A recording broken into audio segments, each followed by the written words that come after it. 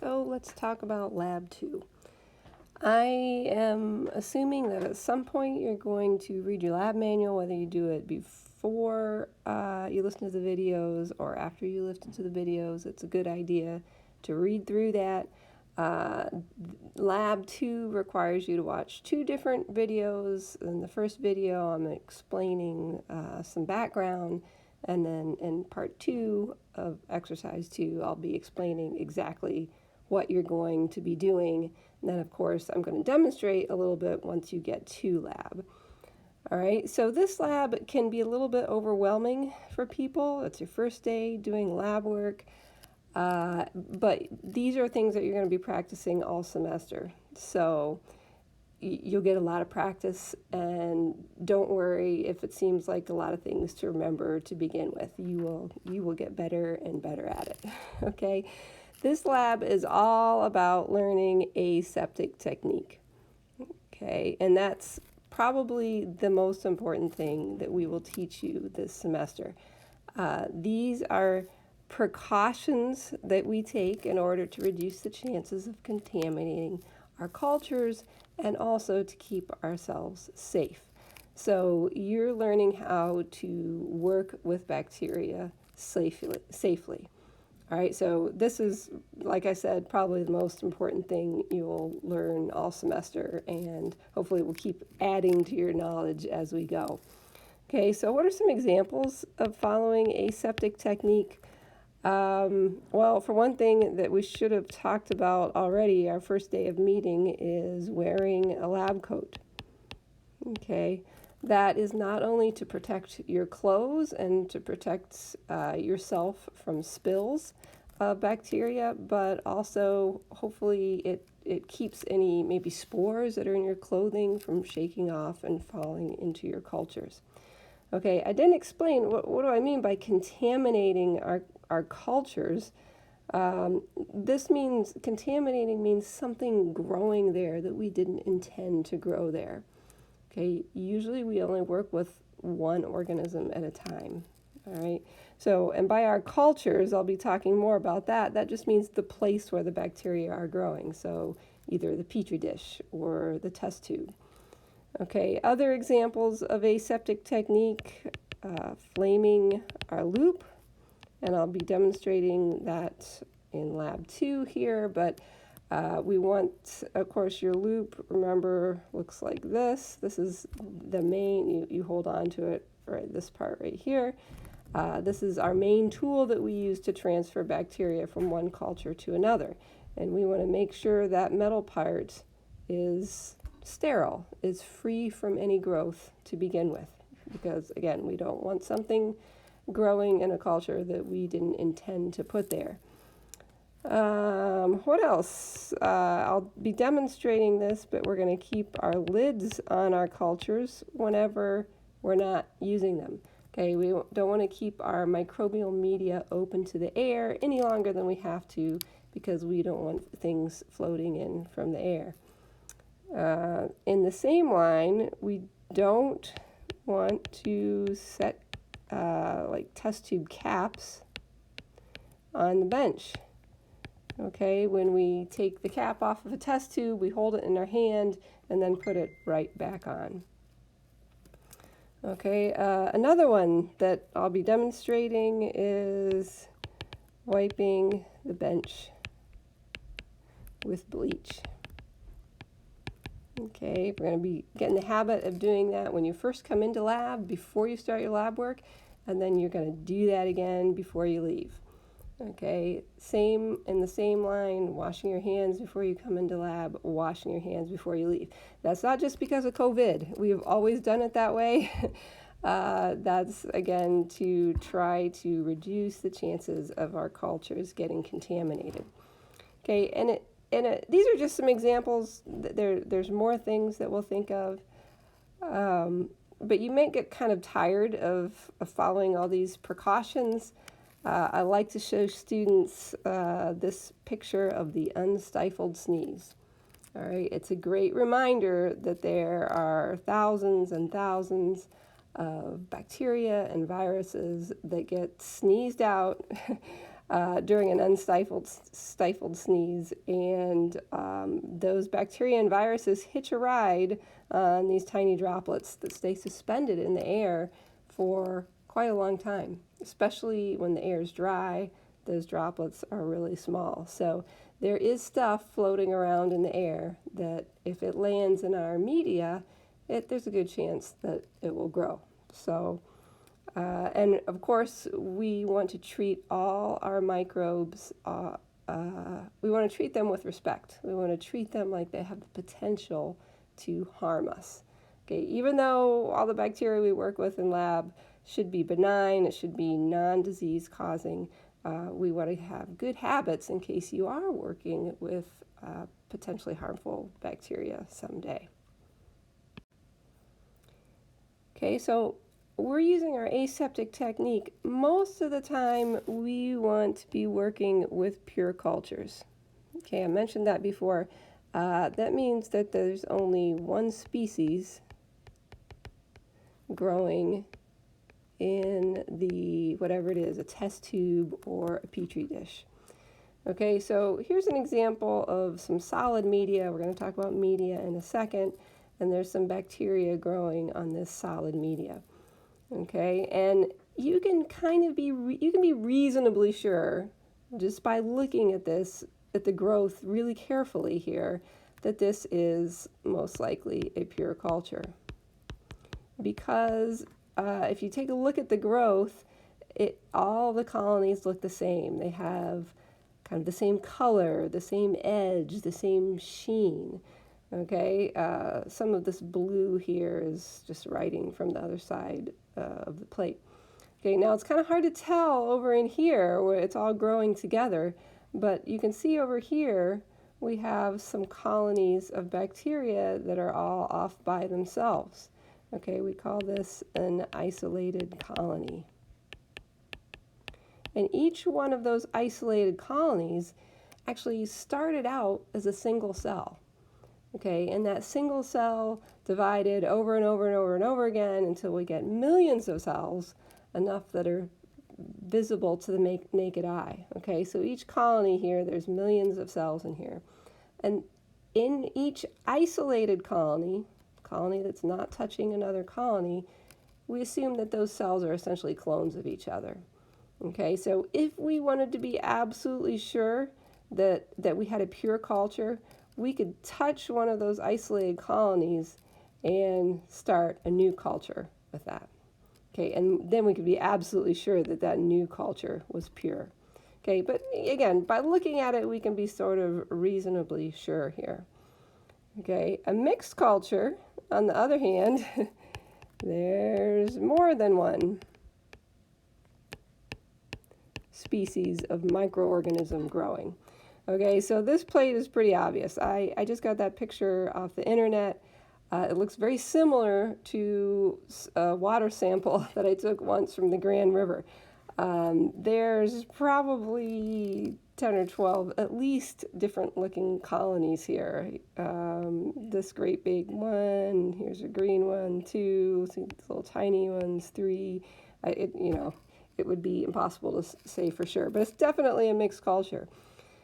Sometimes it's a little bit more difficult to tell if you have a mixed culture or a pure culture. At first glance, this may look pure, but if you look a little bit closer, I think there's probably 3 different organisms growing here. There's this kind of splotchy white one, there's a tiny pinpoint, like really white one, and then there's some kind of fainter ones. All right, so this doesn't look like a pure culture to me, but you kind of learn to look at things a little bit more closely because if you're trying to identify an organism, if you're testing this and assuming it's all the same thing, you're going to get all sorts of conflicting results. So when we're trying to identify what kind of organism we're working with, it's really important that you only have one thing growing there. Okay, so if there's more than one thing, then usually we call those contaminants if we didn't mean for them to grow there. So let's talk a little bit about the media that you're going to be inoculating. So when I say inoculate, that means you're going to put some cells into that media with the goal of getting a whole bunch more cells to grow. Okay, so let's talk about liquid media first. We usually call liquid media broths. Okay, so here's the same picture that I show my lecture students. Here's some broth media, and we'll talk about some all-purpose broth medias. How do you know if you have some cells growing in your broth? Well, that broth gets cloudier and cloudier. So according to this picture, part A here is a sterile, meaning an uninoculated broth. There's nothing growing in there. We've most likely heated that up to make sure that everything is dead. Okay, you can see it's nice and clear. If it's a little bit cloudy, well, it's cloudy because there's cells growing in there. Okay, and the cloudier it gets, or the more turbid it is, probably the more cells you have, and oftentimes those cells tend to kind of settle out to the bottom eventually. Okay. We'll be using a couple of different kinds of broths quite a bit. Nutrient broth, which I'm going to show you the recipe for that in a minute. We might abbreviate that NB. And also tryptic soy broth. Okay, TSB. All right, those are just all-purpose medias. I'll go ahead and talk about here solid media, since I've got some pictures here. So essentially, solid media is just liquid media that we've added one really important ingredient to. Okay, and that's called agar. All right, so it has agar added to it. Okay, and basically agar is a polysaccharide that is derived from the cell walls of red algae. Okay, and what is agar? It's basically a solidifying agent. Okay, it's just something that we add to the broths in order to make them solid. Okay, it's not something that the bacteria eat. I hear that all the time. Students say, well, they eat the agar.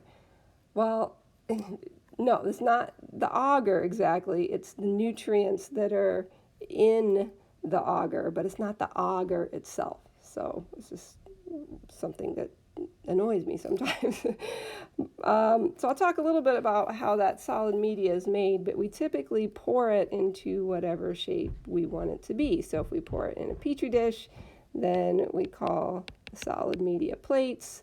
If we pour it into a test tube and kind of let it harden at an angle, we would call that a slant. Okay, so in this lab, you're going to be inoculating some broth cultures, as well as a couple of plates, as well as a few slants. Okay, so you'll get practice inoculating and starting all those different kinds of cultures. So what exactly is in nutrient broth? I don't want you to memorize the exact amounts here. I just want you sort of to understand kind of the basics of this. We typically buy our medias, like nutrient agar, in a powdered form, and you measure out the just right amount and add some distilled water, maybe stir it up a little bit here, and then we heat it up for long enough until it's sterile. Okay, so what's in this powder here? We've got a little bit of peptone. That's a source of nitrogen for the bacteria. And then this beef extract or yeast extract. That's beef or yeast that's been digested with enzymes just to release a slew of nutrients. Okay, so carbohydrate source, vitamins, minerals, just kind of a slew of things. That's the basic nutrient source for the organisms. A little bit of sodium chloride. Okay, that's not to make it taste better, but for osmotic balance. And we're going to do a little review of what should be a review of osmosis in a few labs. But basically, we want a fairly isotonic solution. Okay, we want those cells to be happy. We don't want them to be losing water or even gaining too much water. Okay, so you just, again, add water, the appropriate amount. Maybe you need to adjust the pH. And if you want solid media, then you need to add a little agar to that. All right, so here we don't actually have you make media in this class. Probably we should, but again, you just heat up that, say, whatever it is, nutrient agar. You heat it up, we put it in an autoclave and make sure that there's no living cells in there. We sterilize it. And then we cool it slightly and just pour it into whatever we want. If we pour it into Petri dishes, then that's going to make a nice plate. Okay, agar, we've been using agar for over 100 years as a solidifying agent. We haven't found anything that works better. That media stays solid even when we incubate it at nice warm incubating temperatures. So it works really great as a solidifying agent. Okay. Just a few kind of miscellaneous things before I talk about our lab, in particular what you'll be doing. If you ever have any disposal questions in lab, don't be afraid to ask me, because the whole idea is behind throwing things away is that we want to make sure that we're not throwing live organisms in the regular trash. Okay, so along those same lines, you never want to put a live organism down the sink as well. Remember, we're learning good techniques. If that organism was potentially harmful, okay, that would be bad. We could contaminate people. Okay, so a few rules of disposal. Again, just ask me if you ever have questions about that. Any growing cultures you have that you're finished with, okay, we always put those in these unlined buckets that are in kind of the back of I'll say the back of the lab, but it's really the part by the door where you come in. Okay, and if possible, we like to stack those really nice and neatly. That helps the people that it's their job to clean those out. Okay, so we always are going to wipe the writing off as well. Again, that helps our dishwashers immensely. And I'll show you how to do that when you have to do it, but you just put a little acetone on a cotton ball, and that takes that Sharpie writing off really easily. Okay, any solid plates, like any Petri dishes, I should say, that you're going to throw away are going to be disposed of in these bag-lined buckets right next to the unlined buckets.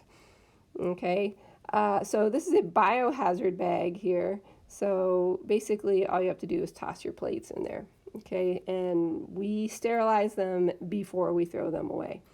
Okay, these are disposable, these Petri dishes, so you don't have to worry about wiping the writing off because we're just throwing them away. These little trash cans that are on the bench top, basically we save those for really little things that we want to throw away, like glass slides, mostly. Okay, if you put a paper towel or two in there, they're pretty much filled up. That's how small they are.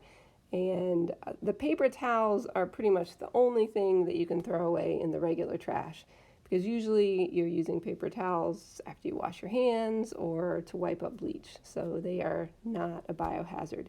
If you do have any spills, just let me know. Usually we'll hit if it's a bacterial culture, we'll hit it with some bleach, let it sit for a short time, and we'll get it wiped up. So just let me know if you do have any spills. Okay, and a couple other miscellaneous things. When you come in the door, all the sterile media that you're going to be using in that day's lab, you'll see on the counter there.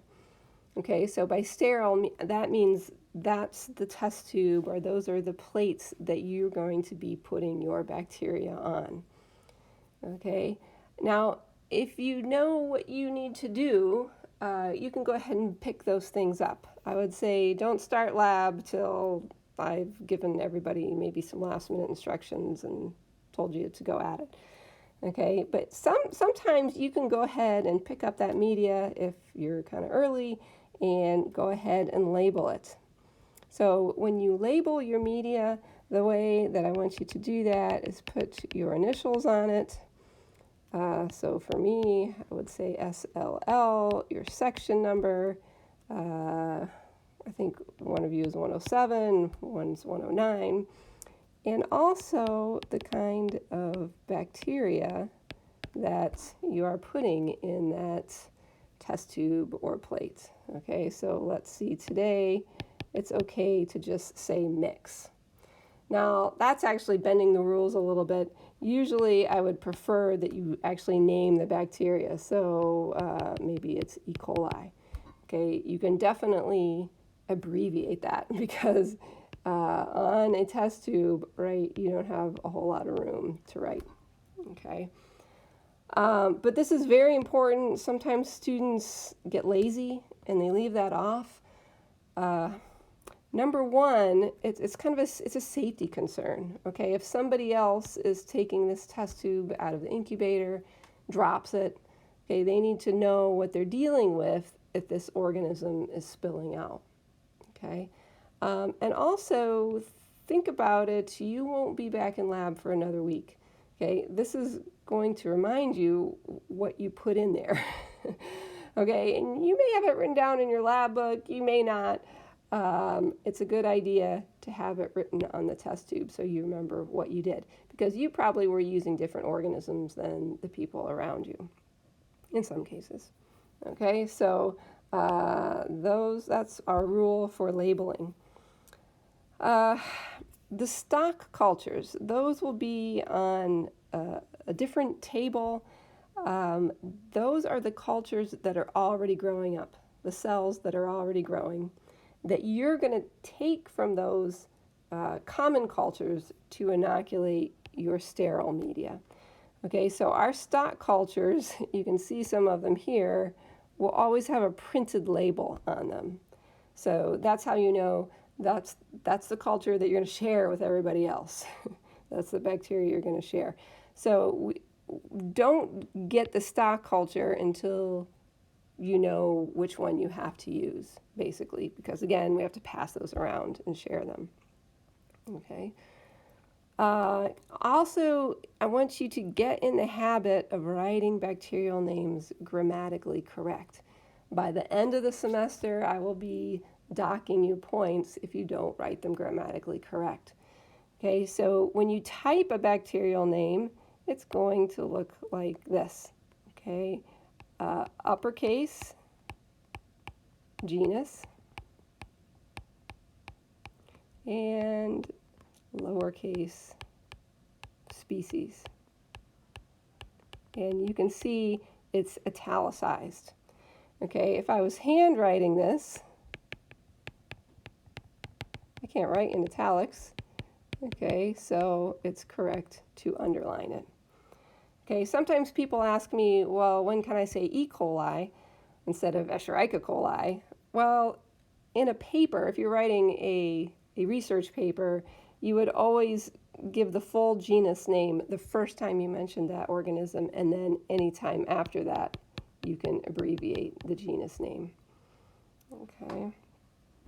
One let me think. So one other thing that I forgot to mention, another habit that you want to get in the habit of is storing your petri dishes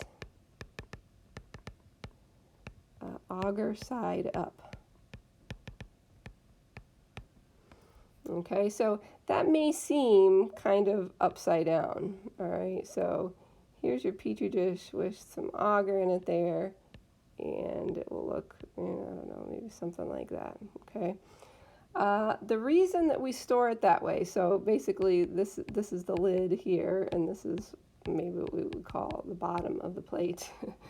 Okay, the reason we do that, I forgot to say this when we were talking about this before, when you are pouring your media, this media is kind of hot, right? So when you put the lid on right over that, we get some condensation rising up and kind of usually collecting on the lid. Here's the auger down here. Okay, and that's not really a problem. It's not going to contaminate any cells that or colonies that you get to grow there, but we don't really want that condensation to drip back down on our bacterial growth, because usually we want to keep that growth in discrete colonies. We don't want it kind of all growing together. Okay, so if we store these with the auger on the top, then any condensation that's on the lid is not going to drip down on our colonies. Okay, hopefully I didn't forget too much. Your next video, I'm going to kind of a little bit more carefully explain exactly what you'll need to inoculate for Lab 2.